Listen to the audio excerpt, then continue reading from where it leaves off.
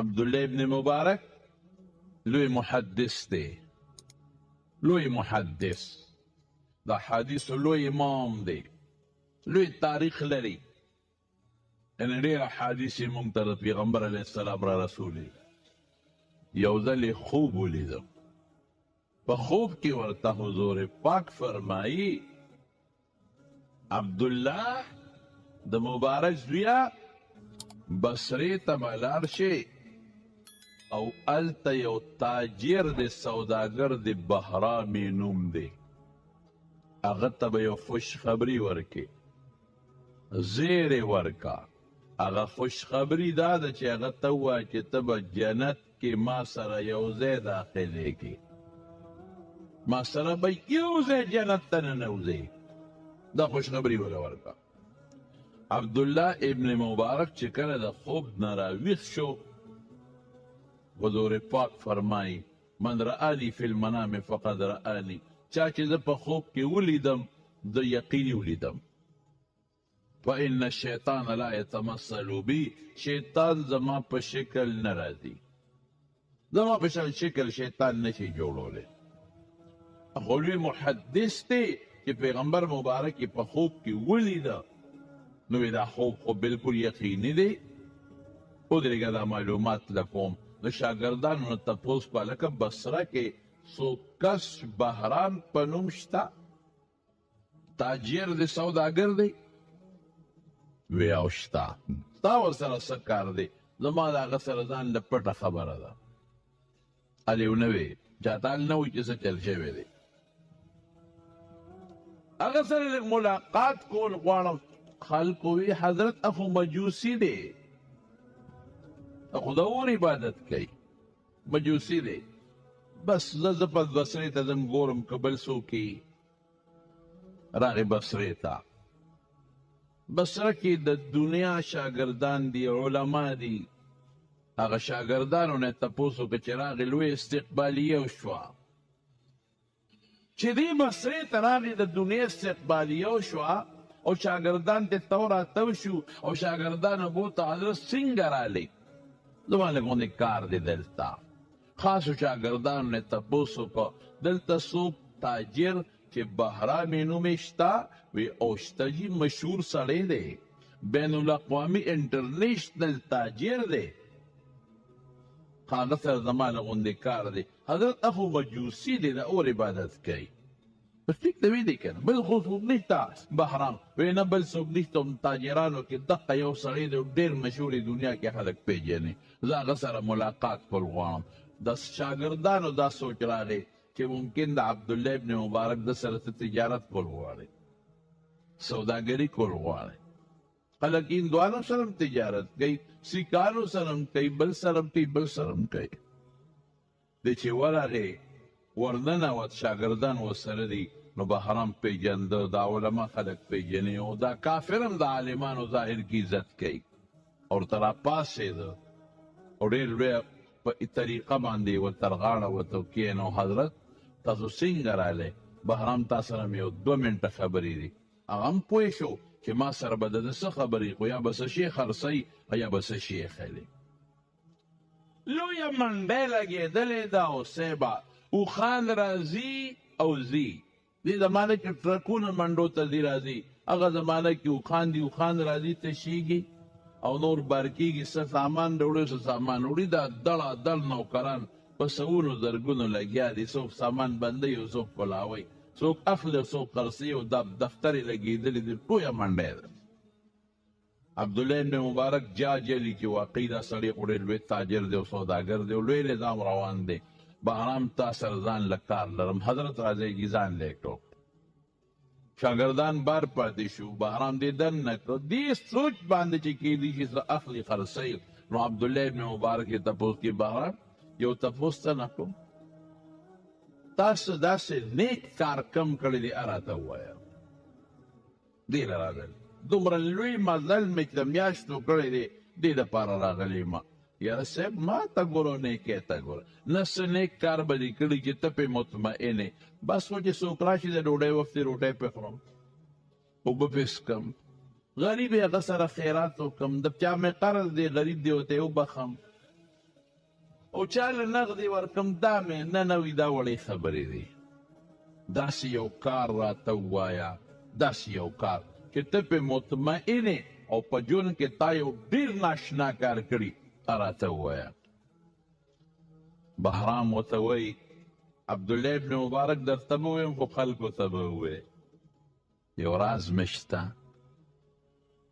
وی نه به ویم وعده ده مرګ نه پس که مې بیا ستا ویم به خو اوس به نه ویم وعده ده وی ښه بالښت یې واچو دروازه بنده کړه وی تا زما هر څه ولیدل چې زما څونه مال او دولت دی او یو مې زوی دی د زوی مې واده نو ما فیصله وکړه چې په ده ډوډۍ ورکوم خو داسې ډوډۍ به ورکوم چې داسې اړو چا ورکړې د دنیا مال دولت دی زما دومره دولت دی چې ما ته د هغې پته نه لګي تا ولیدل چې د خان راځي او تشریږي او ډکېږي او دا نوکران دي لګیا دي خپل کارونه کوي نو ما ډېر لوی مال دولت دی او زوی مې یو دی ما وی راشه په دې زوی باندې ښه خرچه کوم خو ښه صدقه کوم ښه خیرات کوم نو واده مې د زوی جوړ کړو اعلان مې وکړ چې زه داسې صدقه کومه چې څوک هم زما د دې زوی د واده نه ډوډۍ رسولی ټول راځي خیرات مونږ ورته ولیمه وایو مونږ خو ولیمه کوو هغه صدقه ده راځئ ښځې دې م راځي نران دې م راځي او ماشومان دې م راځي لوی دې م راځي او یوازې دا نه چې څوک ځان سره وړي یو عامه ډوډۍ مې ورکړه او چې څوک به خبرېدل راتلل به وریجې به م خوړې ډوډۍ به م خوړه خوراکونه به م خوړل او ځان سره به وړم او ګفټونه مې جوړ کړي د جامو سپلو وغیره چا له جامې ورکوه غریبانانو له چا له سپلی ورکوه دومره ډوډۍ به په خلکو وخواړه چې ټول خلک ماړه شو ګفټونه م خلکو یوړل اخره کې چې کم مې لوښي و هغې کې مې م خلکو ته خوراکونه واچول چې دا م ورپسې وړی او نوکرانو ته مې تاسو چې څه مونې وړی بس دا یو نن صدقه ده خیرات کې د زوی د واده ستړی شوم ټوله ورځ نوکران هم ستړي شو د شپې 11 بجې شوې بره بالاخانې ته وخوته موده شوم ستړی هم ډېر زیات دی کې ور وډبېد راویښ شوم غصه شوم چې دا د میلمه وخت دی دې وخت کې ما ته څوک ورډوي زه خو نن زما بیخ بنیاد څو ورځو راوتی دی اوس یو پوټې دمه شوم د خوب یې ویستم ما وی که دا نوکران پاسوم نو په هغې مې مړه رحم وکړه ترس راغی چې دې غریبانانو خو هم ډېر لوی کړاو کړی دی ستړي دي اوږده دي زه راشه زه اسیبول شوم هغه ولې وي خو هم پخپله ورکوزېږم وی چې رالم ډیوه مې ځان سره راواغېسته او دروازه مې کلو کو خو مې کتل د دروازې مخې ته یو زنانه ولاړه ده یو جینۍ ده یو ځوانه جینۍ ولاړه ده یو ډیوه ورسره ده او دا زنانه ته چې ما وکتل نو زما په زړه کې ترس او رحم راغی ځکه سپېشېدلې سپلی کیڼی وې د غریبي او پړونې م شلېدلې دي ټوټې ورته لګېدلې دي خو جامو ته چې وکتل جامې یم ګډې وډې دي شلېدلې پرېدلې دي ډېر بده ورځ ده او ډیوه لاس کې ده هغه پړق پړق کوي مري رپېږي ما دې زنانه ته ووایي چې څنګه رالې په دا نیمه شپه کې وی بهرامه دې ډیوه کې مې تیل خلاص شو او ماشومان بچي مې دي یتیمانان پلار یې مړه دی اوږې دي دا لوږې د دړ نه جاړي او چغې وایي چې زموږ دړ دې په خېټه کې اوږې دي غریبانان خواران نو دا ډیوه بله وه نو په دې ورته زه لګیومه چې دوی قلار شي دا ډیوه راته مري نو که دا مړه شوه نو ماشومان جاړي د لوږې نه نو تاله رالم په دې ډیوه کې راته لږ تیل واچوه چې دې بچو ته مې ډیوه بلې نو که جړی لږه قلاری دې ته راغلی چې دا خبره وکړه نو زما پاره سر ته وخته غوسه مضبوطه راله ډېره غوسه شومه او ما ورته د غوسه انداز کې وویل چې بچې لورې یا زنانه تا ته پته وه چې زما د زوی واده دی ویاو تا ته پته وه چې ما صدقه کړې ده او دې نه م خبر و تا ته پته وه چې ما عام اعلان کړی چې څوک راځي خوري اودي خوري ماشومان زنانه دې راشي وې دې نه هم خبر وم تا ته پته وه چې ما ویلو چې څوک ځان سره اوړی نه هم ځان سره یوسوي او دې نه هم خبر وم نو ولې نه راتلی نیمه شپه راځي دروازې ولې نه راتلی تا به هم خوړلې وه ماشومان به دې روستي هغوی به هم خوړلې وه ځان سره به دې وړې وه لوښي به مې هم درکړي جامې به مې هم درکړې وې ماشومانو نه به هم ورکړې وې نو دا څه مکیز دې جوړ کړی دی چې وایي زما بچي د لوږې مري او جاړې او درد یې په خېټو کې او ډېوه کې تېل واچوه ولې نه راتلی څه ته ورسره ده اوس مې د خوبه وباسئ وایي زنانه ماته په ژړا شو او ما ته وي بهرام خدای دپاره دې ډېوه کې یو 2 قاشوغې تېل واچوه نورې خبرې بس پرېږده مجبوره نکبخته بچی می جاړي لوګه دې په بچو می خدای دې پاره ماشومان کور کې یوازې پراته دي 2 قاشوغې تېل واچوه بس نور مالګه په زخمونو مه دوړوه دې کې واچوه چې دا خبره وکړه لږ میړه نرم شو ما وی اسې دا تپوس خو درنه کومه دونه خو راته ووایه چې ولې رانلې وی بهرام نورې خبرې پرېږده دی ډیوه کې راته تیل اچې که نه اچې نن خدای ستا درته ودروړې مجبور یم که نه اچې چې د بل چا دروازه ووهم یو 2 قاشوغې تیل هغې نه وغواړم خدای ساتې نو که 2 قاشوغې تیل راکړه که دې وس کې وي که دې کې دنه دړه زما خبرو کې ګوتې مه وه زما په زخمونو مالګې مه دوړوه 2 قاشوغې تیل غواړم راکې که نه راکې ما یې درکوم تیل بلکل درکوم خو په دې مې پوه کوي بس نورې خبرې پرېږده نشم ویلی 2 قاشوغې تیل اچې که نه اچې چې زم درنه ماشومان مې جاړي د خدای بنده زر کوه یتیمانان دي چې دا خبره وکړه د ماړه نرم شو ما په سر ورته لاس کېښودې بچې هسې خو دونه مې پوه که تیل هم درکوم هر څه درکوم دونه مې پوه که چې ته ولې رانلې تا بچي ولې رانوستل تا ولې نه وړی دا بچي د نار دي اوږې دي جاړي نو ولې نه راتلې نه مې پرېږدې بهرام نه دا البه راته ویل وی بهرام تا ته پته نشته چې زه څوک یم زه د رسول الله مبارک نوسی یم سید یم سیده او زما نیکه دا اعلان کړی دی چې زما بچي او زما نوسي به صدقې او خیراتونه نه خوري حضور پاک فرمایي انما هذه الصدقات انما هي اوصاف الناس دې سره سړی د ګناه نه پاکېږي صدقې سره ګناه لاندې وځي دا خیرې دی ګناه ورسره ختمېږي نو چې کم سیز کې دا خاصیت دی نو کم از کم نور مسلمانان به خوري خو زما نوسي زما بچي به نه خوري رسول الله مبارک له بچا تحفه راوړه ډالۍ به راوړه هدیه به یې قبلوله خوړه به او صدقه به چې چا راوړه نو هغه به یې قبوله کړه خو په خپله به نه خوړه صحابو له ورکړه انا لا ناکل الصدقه موږ به صدقه نه خورو نو زما نیکه اعلان کړی دی چې زما بچي به صدقه نه خوري او تا خو صدقه خیرات کړی نو ما په دې وجه تا صدقې له رانلم خدای دپاره بهرام ما نور مه تکلیف کوه بچي مې یتیمانان کور کې یوازې پرېښي دي په تیاره کې مهرباني وکړه دې ډېوه کې لږ تیل واچوه چې ځان مه وروسه بس پوه شوه ما یې ښه 2 منټه ودرېږه لاړم مزدوران مې راویښ کړل او د بوجۍ مې د خوراک نه ښه مضبوطه ډکه کړه او جامې مې پکې واچولې او پکې مې لوښي څیزونه هم واچول او نوکرانو ته مې دا را په شا کې وایي نه نه نه صاحب موږ یې وړو ما وی نه لکې مې وایي چې د دې ښځې راز د نه فاش کړو ما تېره په اوږه کې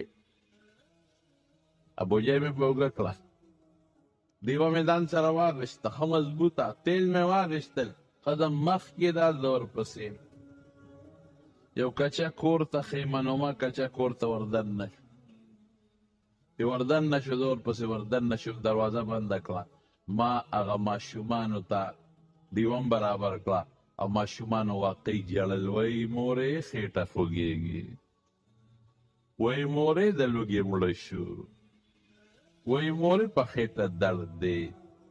ما هغه خوراک راواغېسته او بچو ته مې کېښود، جامې مې راوستې او امور بچو ته وي اله بچې راشئ بهرام کاکاجي دله ډوډۍ راوړې ده. او بچې انجینۍ ته مې وویل چې دا صدقه خیرات نه دی ښه، دا تحفه ډالۍ ده د دې نه ستاسو نیکه منع نه ده کړې. اله بچې راشئ بهرام کاکاجي دله ډوډۍ راوړه چې خوراک وکړې. ماشومان راغونډ شو، ماشومان خوشحاله شو چې ډوډۍ ولیدله. ماشومان مور ته وایي بیبي مورې ډوډۍ نه خورو اله به خورو چې بهرام کاکاجي ته یو دوا وکړو، یو دوا ورته کوو. ښه بچیو کې ورته دوا.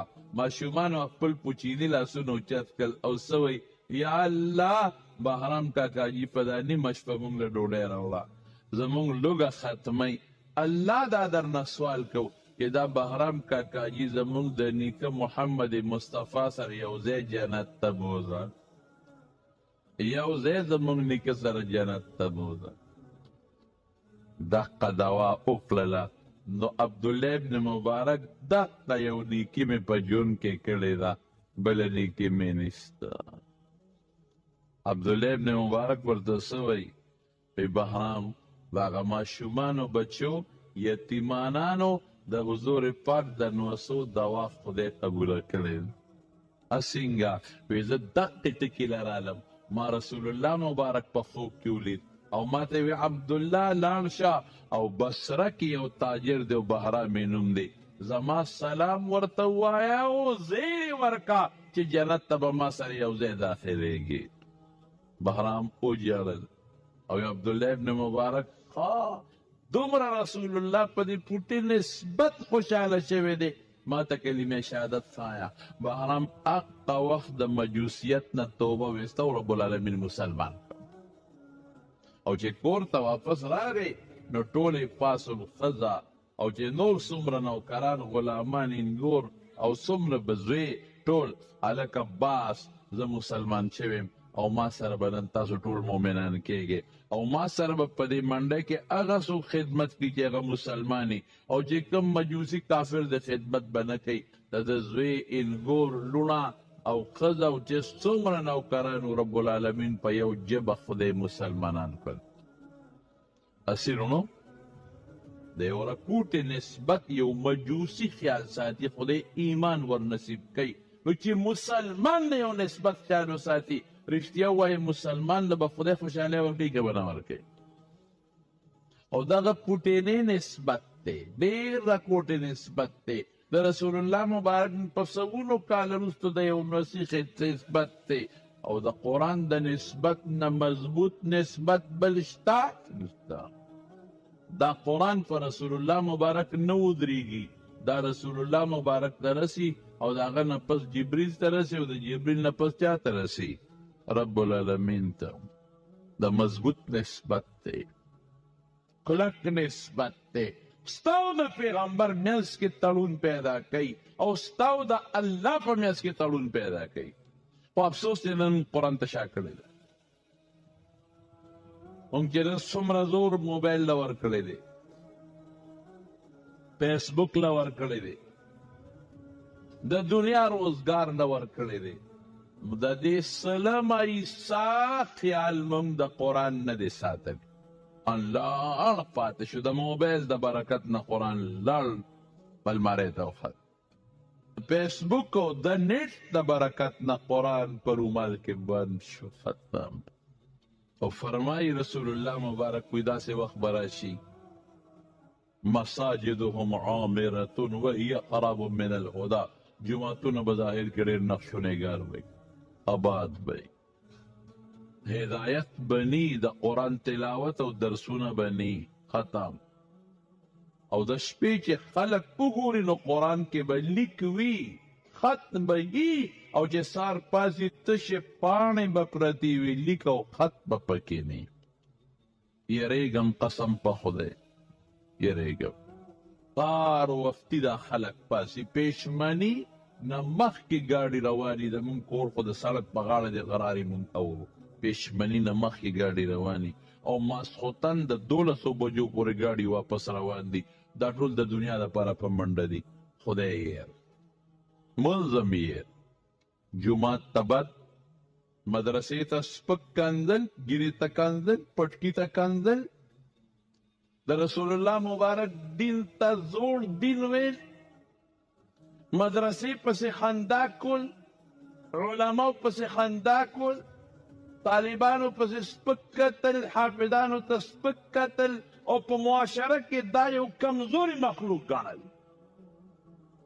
او دا سوچه چې زوی نن چاته ووایه په یو لوی مجلس کې چې زه زوی علم ته وباسم، حفظ ته، څه به وایي درته؟ ډېر قابل دی، مړه ډاکټر ته جوړ کړه، انجینر ته جوړ کړه. څه کوم طرف روان یې؟ کوم خوا روان یې؟ خلک سپوږمۍ ته وختل، خلک کوم طرف ته لاړل او ته کوم طرف ته روان یې؟ دغه سوچ. رښتیا ویم که غلطه ویم وایه، جواب راکړي. رښتیا ویم که غلطه ویم؟ ټول سوچ دقه روان.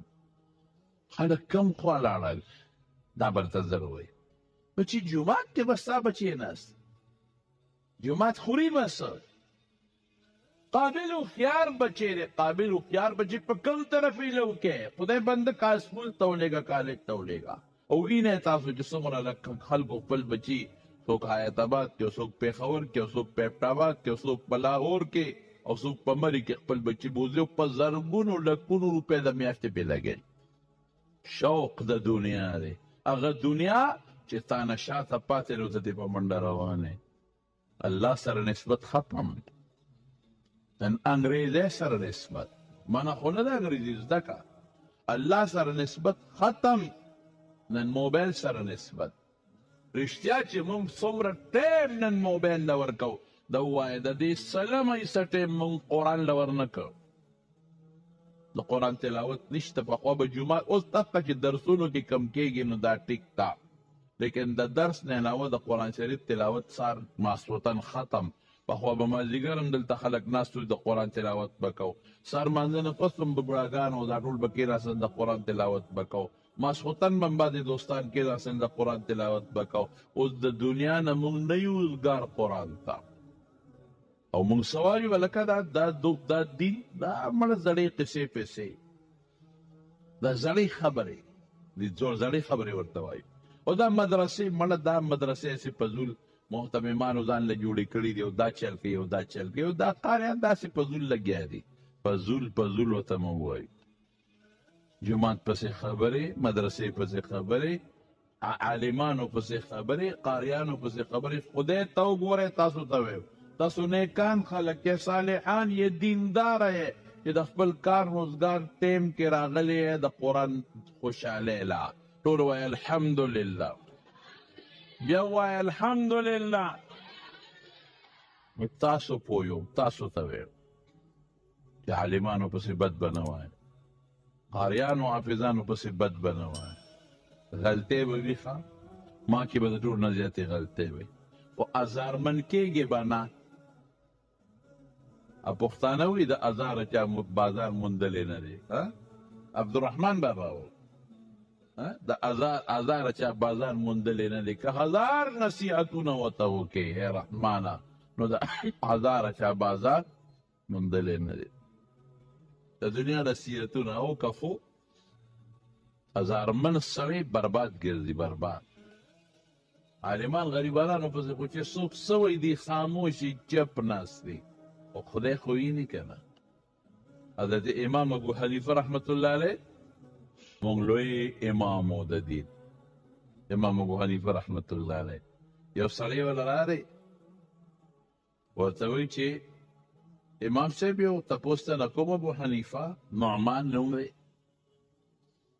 وایي چې دا تپوس ته نه کومه چې ستا مور ده ما اورېدلي دي، کونډه ده، او مور خو مې کونډه ده، او دا مې اورېدلي چې ستا مور ډېره ښکلې ده، او دا مې اورېدلي چې کونډه ده، نو ما له به په نکاح رانه کې.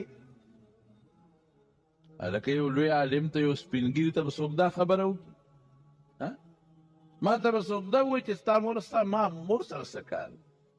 د مامور نه څه خبره چې ښکلې ده ودې وایي چې نور څه نه کې دا مازدیګر ولا په هخته وه دا خدای بیغ هم بس د مامور سره ستاسو کار شوی مه ورته وایي ستا مور ده ښکلې ده او کونډه ده ما له په نکاح رانه کښېني امام صاحب ډېر صابره و انتهایي صابره دې پسې یو بله خبره ذهن ته راغله یو سړی ولا راغی امام صاحب تپوس کې هر قسمه خلک دي وایي صاحب یو تپوس ته کومه چې د انسان د اودسماتې خوږ دی که تریخ دی لوی اودسمات دا خوږ دی که تریخ دی خدایه اوس ما وی که ما نه چا دا تپوس وکړو نو زه به یې بوځم او نیغ به یې لیټرین ته بوځم چې راول یې دلته وکړو بیا وساټه دې باتروم ته ننوځه او ښه مضبوط غراز ورکړه راول او بیا قاشوغه به څه درکړم خیر دی وی ساټه چې مونږ ته پته ولګي چې خوږ دی که تریخ دی اوس ملا ته د دې څه پته لګي امام صاحب خو ډېر هوښیار سړی و هغه ورسره دویم بحث نه کوي او ورته څه وایي او ورته وایي چې تازه یي نو خوږ دی او چې کله اوچ شي نو تریخ دی سړی ورته څه وایي رزیل سړی ورته څه وایي وایي تا سکلی دی ټول دویمه خبره تا سکلی دی چې دا خبره کې امام صاحب دی بچې ما سکلی نه دی او نه مې سټلی دی خو چې کله دې تازه یي نو مچان وله راځي او مچ خوږ شي له راځي او چې کله بیا دې اوچ شي که نه نو بیا ترې مچ تښتي بیا وله نه راځي نو معلومیږي دا چې هغه خوند یې د لور سره ختم شوی دی سړی ورته وایي امام صاحب خدای خو ډېر لوی علم درکړی دی او لوی صبر خدای درکړی دی ستا دې مبارکي خو موږ دې غرق کړو امام صاحب د دې څه مطلب وایي هلته مې یو سړي سره شرط ایښی و هغه یو بل عالم یادو چې هغه صابره دی او ما ورته وایي چې نه امام ما ورته وایي هغه صابره دی هغه وایي نه امام ابو حنیفه صابره دی ما وایي شرط یږدو نو شرط هم کېښودو نو واقعي ته د هغه نه زیات صابره وختې شرط مې بیلو علما چې که نه صبر کوي خلک لګیا یو څوک پسې وایي مونږ وایه لکه فقیر دی لګي خپل سفر دی کوي او سپي دی غاپي غپ غپ دی کوي ډېر خلک هم لګیا شي علماو پسې کنځل هم وایي او بد هم وایي او سپک هم وایي و انشاءالله چې علما او قاریان او حافظان به د دین د خدمت نه منع نه کړي که خیر انشاءالله ما به لګي د دین خدمت به کوي که ته هر څه وی خو په دا منبر به راته زه چغې وایم چې خدا ایر وره دوزخ ته مه ځه جنت ته ځه زه د خیر خوا یم ملا د خیر خوا دی که ته کنځل یم کوې نو زه به څه ویم بچې جنت ته ځه بچې ګناه مه کوه بچې نیکي وکړه بچې د الله او د رسول دشمني مه کوه د الله او د رسول خلاف مه کوه چې خدای دله دنیا هم ښه کړي خیر هم ښه کړي مولیا به د خیر خوی ستا بچي ته به قرآن ښیي ستا بچي ته به دین ښیي ستا بچي ته به ناظره ښیي تا ته به مونځ ښیي تا ته به روژه ښیي تا ته به ښکلې عقیده ښیي تا ته به د رسول الله مبارک اخلاق ښیي تا ته به نیغه لار ښیي غلطه به درته نه ښیي دا د علماو کار دی منصب دی نو امام صاحب ته هغه هلک وایي چې مور دې ښکلې م ده کونډه ده ما ته په نکاح نه کې امام صاحب څونه هوښیار ورته وایي بچې تپوس به ترې وکړو که دا خو ډېر ښه شو چې زما د مور دپاره رشته راله خو دا خو زما مسله نه د مور مسله مې ده زه به دې تپوس وکړم نو که خوښه وه در په نکاح به یې کړم خوښه وه زما په مور وس خو نه رسېږي خو چې امام صاحب قدم واغېست د سړي ځمکې ته راپرېوت ساعت یې ووت مړ شو حدیث قدسی د رسول الله مبارک فرمایي د ترمذي حدیث دی من عاد لي وليا فقد آذنته بالحرب الله وایي چې چارو زما دوست سره دشمني وکړه ما د طرف نه اعلان جنگ دی دې خبر که زما جنگ ته تیار شي د خدای جنگ ته تیارېدی شي جواب راکړه نه شي تیارېدی او د الله دوست عالم دی عالم قاری حافظ دا د خدای دوستان دي ولې ځکه د خدای قرآن مخلوق ته دی رسوي د خدای په قرآن مخلوق دی پوهیږي د پیغمبر میشن دې خلکو په لاس کې نیولی دی پیغمبر سره الله را لېږلی دی خلکو ته خپله عقیده وښایه عمل وښایه اخلاق وښایه قرآن وښایه حدیث خلکو ته ورسوه. هغه مشن نن ملا حافظ قاري په لاس کې اخیستی دی. نو امام ابو حنیفه رحمت الله علیه ته چا وی سړی دی مړه کړ، وی ما نه دی وژلی، د ما نه څپېړه راکوله نو الله دله څپېړه ورکړه. د ما نه څپېړه راکوله الله دله څپېړه ورکړه. یو سړی په لاره روان و، نیک غوندې سړی و، ښه سړی و، نیک. باران و خټې دي او یو جنټلمین دی، هغه سره ښځه ده، هغې هم روان دي چې ته واده له. نو لار کې خټې دي، نو دا نیک سړی په لاره ځي، غریب نو خپې غلطه شو، په یو ډنډ کې خپه کېښوده. چې ډنډ کې خپه کېښوده نو شرط شو چې هغه خټې اوبه د هغه جنټلمین په هغه ښځه باندې ور پرېوتې. د هغې جامې او پړونه ټول د خټو لید پید شو. او جنټلمین چې ښځې ته وکتل نو هلته دوی خدای دې بې خوباته په درونچا خو ګرځئ، په لاره روانې ګډېږي، خټو خټې زما په ښځه راوویشتې او لاس یې اوچت کړ او دا نیک سړی په دا مخ وواو. داسې مضبوطه څپېړه یې ورکړه چې په دې مخ یې ونه سور داغ جوړ کړو. چې په لاره ځي، په قلار ده ګډېږي، ښځه دې ښځې ته وایي ښځې ته چې واپس ځو کور ته چې جامې بدلې کړي. دا خو ټولې جامې او پړونه یې ټول ستا لید په لید شو. زه چې جامې به بدلې کړي بیا به روځو نو دې واده له به لاړ شو. او دې غریب ورته وایي ما خو په قصد نه دي کړې، ما ته څه پته وه چې دلته ډنډه ده. دوه درې خندلې یې ماته وکړل، مخ غریب مه کېږاس. دې مخکې لاړل، په یو بازار ورغی. بازار کې یو الوی و، هغه الوی چې به سهار وختي د الوا تال کې خو پی به یې خرڅوله او الوا. نو چې ړومبې به پې څوک راغی نو هغه له به یې خیراتي یو پلیټ الوا ورکوله. د هغه یادات اوس باران دی، جړی ده، دې پې ورغې مخ مږي داسې خدای مخ مې برید شو. چې ورغې دلته راشه، ورغې د الوا نه یې وله پلیټ ډک کړ او جام یې ورته په یو ډکان دا واخله، د خدای په نامه واله. د چې هغې ته وکتل نو دې پکړه ته به په خندا شو. او دوکاندار وایي ورته مې خاندې سله، ما د الوا درکړه، پی درکړل، ظالمه ته خاندې. وایي نه دې پورې نه خانده، بس د خدای د خدایه ته خانده. قمقله د خدای خدایه کې څه چل دی چې ته خاندې؟ وایي په دې خاندم چې یو خوا څپېړې راکوي بل خوا الواګانې راکوي، یو خوا څپېړې راکوي بل خوا الواګانې، او جام پی پکې لا بېل دی.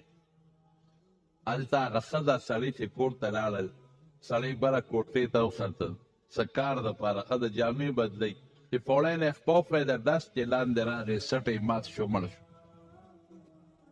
ښځه چې خاوند ته وکتل، رشته دارانو ته چغې کړې، سړي راغلی، اوس سړی مړ شو. وایي سړی خو بیخي و داسې مړ شو، بس سړی څه کوې ورسره اوس؟ ورشي هغه سړي په څپېړه بې ځایه والی دی. داسې یو سړی مخکې لاړ او خیره یې وکړه، مونږ غرق نه شو، بچي به یې غرق نه شي، زه غرق نه شم. هله لاړ چې راوند د هغه نه معافي وغواړئ. څنګه سړی و، دا نمونه سړی و، په مخ یې په څپېړه بې ځایه وواو.